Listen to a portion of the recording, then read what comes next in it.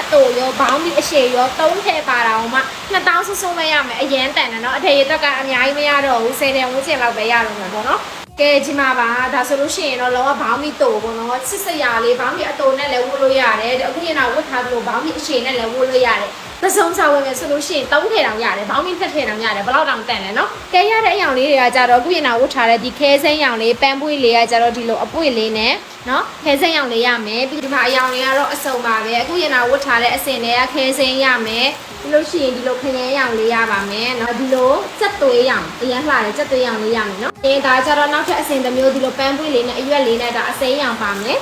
ပန်းပွေးအနီတဲ့ကဒီမှာအနီရောင်လေးပါပါမယ်ပြီးလို့ရှိရင်ဒါကြတော့သူကအတီးရယ်စတော်ဘယ်ရီရယ်ဒီလိုရောထားခဲ့ရပါတော့ဒါကြတော့စိမ်းပြရောင်လေးပါသူ့အစင်တွေကပဲဒါအနီရောင်လေးပါပါမယ်